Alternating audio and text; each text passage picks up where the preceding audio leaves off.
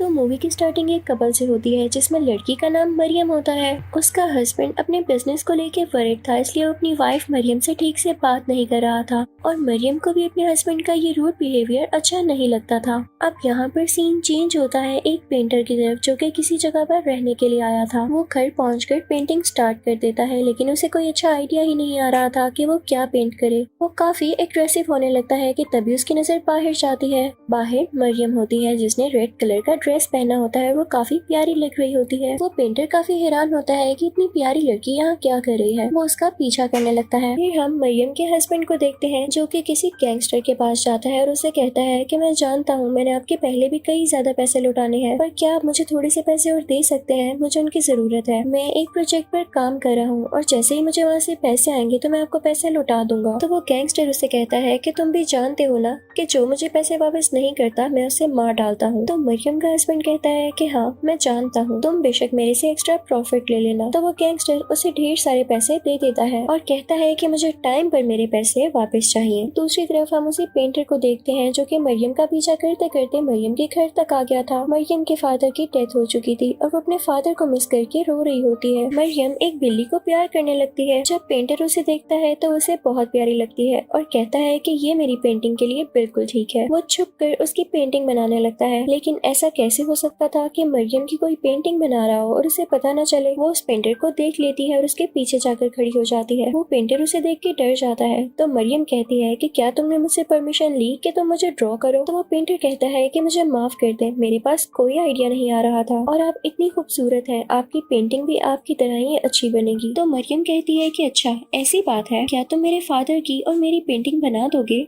तो वो पेंटर कहता है हाँ क्यों नहीं, आप जिसकी कहेंगे मैं पेंटिंग बना दूंगा। तो मरियम कहती है मैं तुम्हें कुछ टाइम बाद बताऊंगी अपने हस्बैंड से पूछकर। तो वो पेंटर चुप हो जाता है क्योंकि उसे मरियम अच्छी लगने लगी थी और उसे पता ही नहीं था कि मरियम मैरिड है। उसके बाद वो दोनों अपने अपने घर की तरफ निकल जाते हैं। जब रात होती है तो मरियम अपने हस्बैंड से पूछती है कि क्या मैं पेंटिंग बनवा लूं। तो मरियम का हस्बैंड उसे कहता है कि तुम जानती भी हो कि मैं कितना वरिड हूँ, घर में पहले ही पैसे नहीं है, सॉरी तुम अभी पेंटिंग नहीं बनवा सकती। तो मरियम उसे कहती है लेकिन वो पेंटिंग फ्री में बनाना चाहता है। तो मरियम का हस्बैंड उसे अलाउ कर देता है। मरियम काफी खुश हो जाती है और अपने फादर की पिक्चर ढूंढती है जो कि फटी हुई होती है, लेकिन उसे उस पेंटर पे पूरा ट्रस्ट होता है कि वो पेंटिंग काफी अच्छी बना देगा। सुबह होती है तो मरियम उस पेंटर के घर जाती है और उसे कहती है कि ये पिक्चर है, तुम मेरे फादर के साथ मेरी पेंटिंग बहुत अच्छी बनाना। तो पेंटर कहता है कि आप फिक्र ही ना करें, लेकिन इस पेंटिंग को तैयार होने के लिए कुछ दिन चाहिए होते हैं क्योंकि अच्छी पेंटिंग्स एक ही दिन में नहीं बन जाया करती। इसी तरह से मरियम रोज उसके घर जाया करती ताकि पेंटिंग कंप्लीट हो सके। इसी तरह एक दिन मरियम उस पेंटर के घर होती है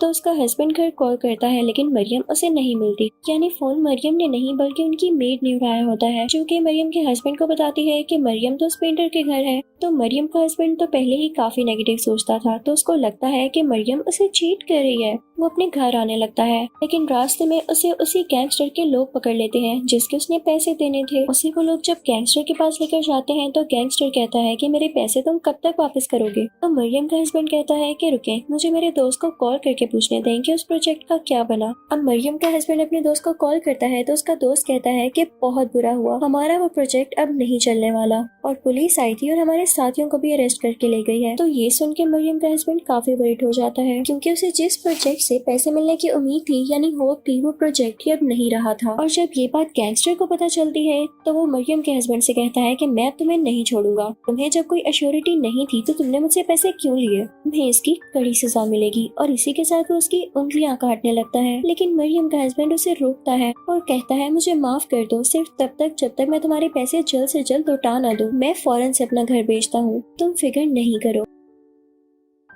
लेकिन यहाँ सबसे बड़ा इशू ये था कि जिस घर में ये लोग रह रहे थे वो मरियम के नाम पे था, यानी वो घर मरियम का था और मरियम इतनी आसानी से अपने घर को बेचने नहीं दे सकती थी। तो मरियम का हस्बैंड ये सोचने लगता है कि वो मरियम को घर बेचने में किस तरह से मनाए। उधर हम देखते हैं कि मरियम की उसके फादर के साथ पेंटिंग कंप्लीट हो चुकी थी और वो बहुत प्यारी लग रही थी। मरियम उसे वॉल पे लगा के वापस आती है, इसे लग रहा होता है जैसे उस पर कोई स्पाई कर रहा है और साथ ही उसे एक प्लेट नजर आती है जिसमें उसकी बिल्ली का कटा हुआ सर था। ये देखकर देखकर वो काफी डर जाती है और रोने लगती है क्योंकि ये बिल्ली उसकी पेट थी और इन लोगों में बहुत प्यार था। लेकिन जब ये आवाजें वो पेंटर सुनता है तो उसके घर आता है और मरियम को संभालने की कोशिश करता है कि कुछ नहीं होता। तभी वहाँ पर मेड आ जाती है तो मरियम उस पेंटर से कहती है कि पता नहीं लोग अब कैसी कैसी बातें बनाएंगे, इससे पहले कि मेरा हस्बैंड भी यहाँ पर आए तुम यहाँ से चले जाओ। बेशक हम दोनों के दरमियान कुछ नहीं है, लेकिन हो सकता है कि वो नेगेटिव सोचे। इतनी देर में मरियम का हस्बैंड भी घर आ जाता है तो मरियम अपने हस्बैंड से कहती है कि वो देखे टेबल पर मेरी बिल्ली का सर पड़ा हुआ है।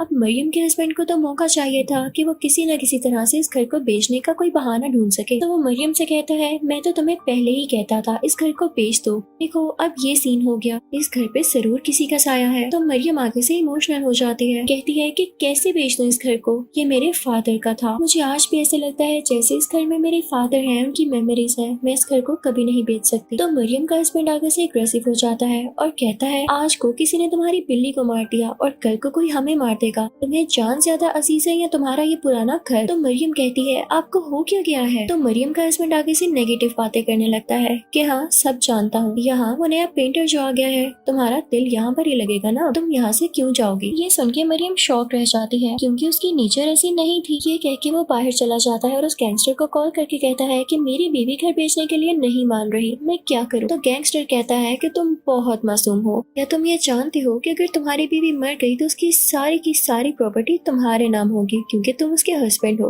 अब मरियम के हस्बैंड को ये बात अच्छी लगती है क्योंकि वो तो पहले से ही घर बेचना चाह रहा था। साथ ही में वो ये भी सोचता है कि उसकी वाइफ पेंटर के साथ मिलकर उसे चीट कर रही है तो उसे मरवा देना ही बेहतर है। वो गैंगस्टर से कहता है कि तुम ही उन दोनों को किडनैप कर लो, याद रहे मेरा नाम ना आए। जैसा प्लान किया गया था वैसा ही होता है। उस गैंगस्टर के लोग मरियम को और उस पेंटर को एक साथ किडनैप कर लेते हैं। अब रात को मरियम का हस्बैंड सोया होता है तो उसे फ्लैशबैक आते हैं जिसमें उसे वो सारा टाइम याद आता है जब वो मरियम के साथ था। उसे काफी रिग्रेट होता है कि मैंने अपनी ही वाइफ को मरवाने के लिए लोगों को भेज दिया। फौरन से उस गैंगस्टर को कॉल करता है और कहता है कि आप प्लीज ये प्लान कैंसिल कर दें, मुझे मेरी बीवी को नहीं मरवाना। तो वो गैंगस्टर कहता है कि फिक्र नहीं करो, मैं नहीं मारता उसे। लेकिन गैंगस्टर इतना अच्छा हो कैसे सकता था। और वैसे भी मरियम वहाँ पर अकेली लड़की थी, वहाँ सब लोग उन लोगों पे काफी जुल्म करने लगते हैं। मरियम के पास एक स्किल थी कि वो अपना सेल्फ डिफेंस करना जानती थी, इसलिए वो उन सब आदमी को मार के बाहर आ जाती है। वहाँ से वो पेंटर भी ऐसे करता है। अब वो दोनों एक साथ बाहर जाने वाले होते हैं लेकिन तभी उस गैंगस्टर के आदमी आके पेंटर के पेट में चाकू मार देते हैं और वो बेचारा जख्मी होकर वहीं गिर जाता है। मरियम वहाँ से भागती भागती एक जगह पर पहुँच जाती है जो कि एक ब्रिज होता है। वो काफी वरीड होती है लेकिन तभी उसे सामने से एक जीप आती दिखाई देती है तो वो खुश हो जाती है ये सोचते हुए कि मैं इन लोगों से हेल्प मांगूंगी। लेकिन उस बेचारी को क्या पता था कि ये जीप तो उसे गैंगस्टर की थी। वो गैंगस्टर उसे फिर से पकड़ लेता है और उसके पेट में भी चाकू मार के उसे ब्रिज से नीचे फेंक देता है। और ये सब होता हुआ वो पेंटर अपनी आंखों से देख रहा था। पेंटर काफी डर जाता है और वहाँ से भाग जाता है। वो सीधा पुलिस के पास जाता है और कहता है कि मैंने अपनी आंखों से देखा है कि उन लोगों ने मरियम को ब्रिज से नीचे फेंका है। तो पुलिस कहती है कि तुम्हारे पास क्या एविडेंस है। तो वो पेंटर कहता है कि मैं कह रहा हूँ ना, मैंने खुद देखा है, आप मेरे साथ चलें। लेकिन पुलिस जब वहाँ पर जाकर इन्वेस्टिगेशन करती है तो उसे उसकी डेड बॉडी कहीं पर भी नहीं मिलती। तो वो पेंटर से कहते हैं कि तुम झूठ बोल रहे हो सकता है कि तुम ही ने मरियम को किडनैप करके उसे मार दिया और उसकी डेड बॉडी भी कहीं पर छुपा दी हो। अब रात में हम देखते हैं कि मरियम का हस्बैंड सो रहा होता है, उसकी आंख खुलती है तो वो नीचे जाकर देखता है तो मरियम की मरी हुई बिल्ली चल रही होती है और उसकी पूरी बॉडी पर खून लगा हुआ था और उसे ऐसे लगता है जैसे मरियम का कटा हुआ सर उसके सामने पड़ा हो। लेकिन ये सिर्फ उसका एक ख्वाब होता है। वो अक्सर ख्वाब में मरियम से डर जाया करता था जैसे मरियम की सोल आकर उसे डराना चाह रही हो। और गाँव में भी लोग बातें करने लगे कि उन्होंने मरियम की सोल को देखा है और उन्हें अक्सर ब्रिज पर नजर आती है। और ये बात सच थी, मरियम की सोल वहाँ पर भटकती रहती थी। इनफैक्ट वो उस गैंगस्टर से अपना बदला लेना चाहती थी और वो उसके साथियों को मारे जा रही थी। अब अगले दिन जब सारे लोग उस गैंगस्टर के लोगों की डेड बॉडीज देखते हैं तो सब डर जाते हैं। लेकिन वो गैंगस्टर अपने आदमियों से कहता है कि मैं सोल्स पर यकीन नहीं रखता, तुम लोग भी उससे नहीं डरो वरना अपना कोई भी काम ठीक से नहीं कर पाओगे। दूसरी तरफ गाँव के लोग बातें कर रहे होते हैं कि मरियम की सोल अब बाकी सबको मार डालेगी जिसने उसके साथ बुरा किया। लेकिन पेंटर कहता है कि नहीं, मरियम बहुत अच्छी थी, अगर उसके साथ कोई बुरा करता भी था तो वो हमेशा सबके साथ अच्छा करती थी। इसी तरह दिन गुजरते जाते हैं लेकिन मरियम की सोल उस गैंगस्टर के बाकी सारे साथियों को भी मार डालती है। अब वो गैंगस्टर अकेला रह गया था। उसके पास एक आइडिया आता है। वो ये सोचता है कि शायद मरियम की सोल उस पेंटर को नहीं मारेगी, तो उसके घर चला जाता है ताकि उसके घर में रह सके। लेकिन जब उस पेंटर को पता चलता है कि ये वही गैंगस्टर है जिसने मरियम को मरवाया है, तो उसे काफी गुस्सा आता है और उसे लॉक कर देता है। उसे ये भी पता चल चुका था कि मरियम के हस्बैंड ने ये घर अपने नाम करने के लिए मरियम के साथ यूं करवाया। वो मरियम के हस्बैंड पर गुस्सा करता है और उसे कहता है कि तुम अपने गुनाह को एक्सेप्ट करो। लेकिन मरियम का हस्बैंड ऐसा बिल्कुल नहीं करना चाहता था और ना ही उसे कोई गिल्ट था। उसे तो बस घर से मतलब था। तो वो खुद को चोट पहुंचाने लगता है, अपने कपड़े फाड़ लेता है और ऊंची ऊंची चिल्लाने लगता है कि मेरी हेल्प करो,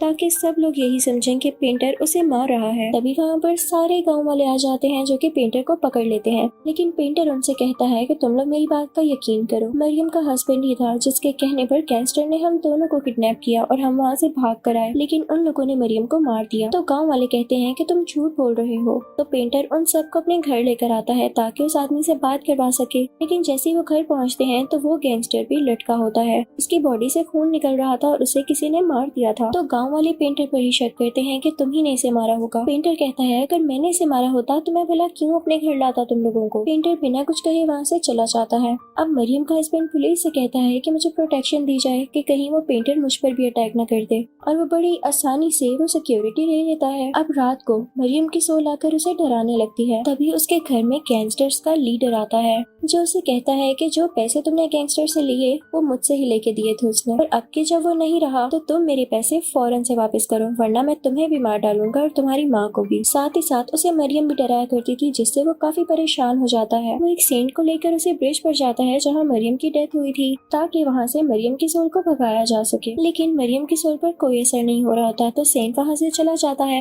मरियम के हस्बैंड के साथ आया एक आदमी उसे शूट करने लगता है, लेकिन मरियम उसका खंजर लेती है और उसका गला काट देती है। मरियम का हस्बैंड ये सीन देख के काफी डर जाता है। मरियम उसके पास उसे मारने के लिए आती है, तो उसका डरा हुआ हस्बैंड उसे माफी मांगने लगता है। और तभी वहाँ पर वो पेंटर आ जाता है और वो मरियम से कहता है कि मरियम, मुझे पता है कि तुम मरी नहीं हो, तुम जिंदा हो। मैंने वो जगह भी देख ली है जहाँ तुम रह रही हो और वहाँ तुमने सारे मर्डर्स करने की प्लानिंग की थी। तुम्हारा ये करना बनता था, मैं इसके अगेंस्ट नहीं हूँ, लेकिन तुम अपने हस्बैंड को बताओ कि हमारे दरमियान कुछ नहीं था। अब वो पेंटर मरियम के हस्बैंड से कहने लगता है कि तुमने जो भी किया बहुत गलत किया। मरियम तो हमेशा तुम्हारी तारीफ करती रहती थी और कोई भी काम तुम्हारी परमिशन के बगैर नहीं करती थी। तो ये सुनकर मरियम के हस्बैंड को बहुत बुरा लगता है। वो मरियम से माफी मांगने लगता है और कहता है कि मैंने बहुत गलत किया, मुझे बाद में रिग्रेट भी हुआ, लेकिन तब तक देर हो चुकी थी। वो दोनों एक दूसरे को गले लगा लेते हैं, लेकिन तभी पीछे से कोई आदमी आता है और वो पेंटर के सर पर वार कर देता है। पेंटर बेचारा नीचे गिर जाता है, लेकिन मरियम मुड़कर उसी आदमी को मार डालती है जिसने पेंटर पर अटैक किया होता है। और फिर वो पेंटर के पास जाती है ये देखने के लिए कि वो ठीक है कि नहीं। तभी पीछे से मरियम का हस्बैंड आता है और मरियम में वो खंजर घुसा देता है, जिससे मरियम काफी जख्मी हो जाती है।